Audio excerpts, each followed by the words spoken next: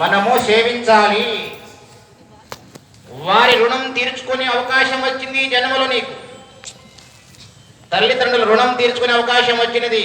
అటువంటి జన్మ నీకు వచ్చినందుకు నువ్వు చాలా భాగ్యవంతుడవి.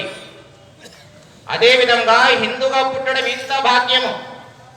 హిందూగా పుట్టి ఈ భారతదేశంలో నీవు నీ తల్లిని నీ తండ్రిని సేవించుకుంటే అంతకంటే ముంటే పుణ్యం లేదు.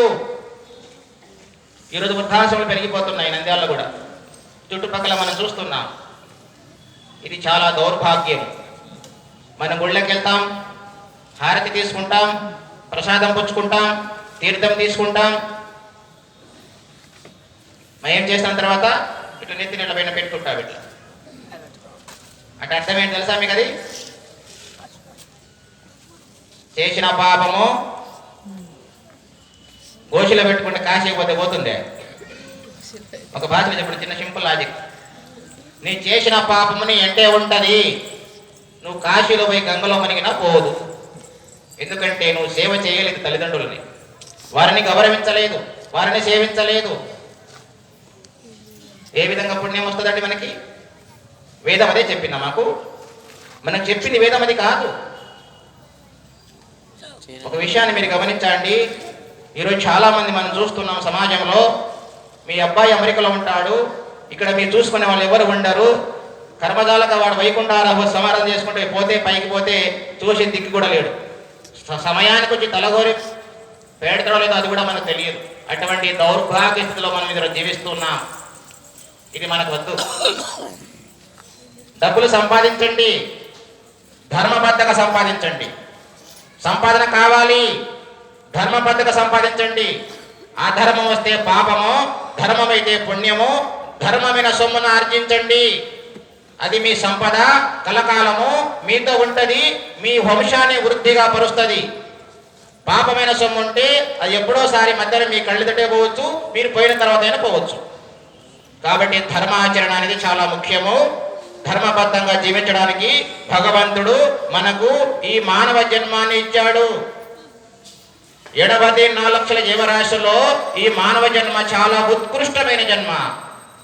ఈ జన్మ మన రాకపోవచ్చును. ఈ జన్మమందే నీవు భగవంతుణ్ణి పొందాలి. మోక్షం అనేది ఒకటి ఉంది మనకి. మోక్షం అంటే పరమాత్మ లోకము. అక్కడ పోతే నువ్వు మళ్ళీ రావు. అందుకనే మనకు రామదాసు ఒక విషయం చెప్తాడు, తెలుసు కదా, మీరు సినిమా చూసింటారు. ఆ రామదాసులో నిజం అది, అది అబద్ధం కాదు, రియల్. అది చరిత్ర చెప్తున్నది మనకి. ఏమిటి తెలుసా? రామదాసు చిట్ట చివరిగా శ్రీరామచంద్ర ప్రభు దర్శనం ఇచ్చినప్పుడు వారు అడిగారు, ఇక ఏం కావాలో కోరుకు నాన్న, ఇస్తాను అని చెప్పాడు రామచంద్రుడు. స్వామి నాకు ఏమి వద్దు అంటే మోక్షం ఇస్తాను అన్నాడు ఆయన. మోక్షం అంటే ఏమో చెప్పండి స్వామి. అక్కడ మీ మోక్షం అంటే ఏం లేదు నాన్న, ఆనందమే మోక్షం. మరి అక్కడ నీ రామ సంకీర్తన, జపము, తపము, పూజ, భజన అని ఉంటాయా స్వామి అని అడిగాడు.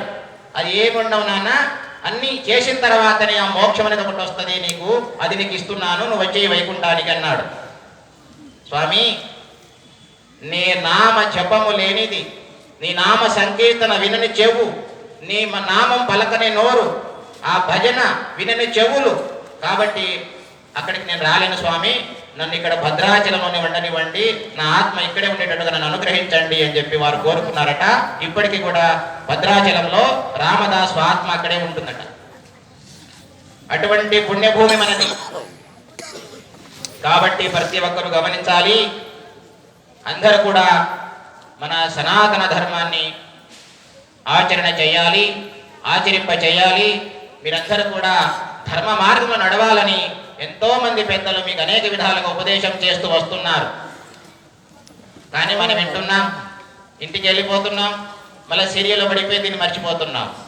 ఇది మరవగాకండి సుమా, చాలా గొప్ప సదవకాశం మీకు వచ్చినది. ఈ భాగ్యంలో, ఈ నంద్యాల పట్టణంలో ఇంత సభ జరగడము, అందరూ ఒకదాడి శ్రీమూర్తులు వచ్చారు. ఎంత భాగ్యం చూడండి. ఎక్కడైతే స్త్రీ పూజింపబడుతుందో, ఎక్కడైతే స్త్రీ గౌరవించబడుతుందో, ఎక్కడైతే స్త్రీ ఆరాధించబడుతుందో ఆ ప్రదేశము సౌభాగ్యంగా ఉండుగాక. ఇది నంద్యాల పట్టణం ఈరోజు చాలా భాగ్యం అయిపోయింది ఈ పట్టణానికి. ఎందుకంటే ఇంతమంది స్త్రీలు మీరందరూ మాతృమూర్తులు వచ్చారు చూసినామా, మాకు చాలా ఆనందంగా ఉంది, చెప్పబట్టలేదు. మీరందరూ మేము అమ్మవారిని చూస్తూ ఉన్నాము. మీరందరూ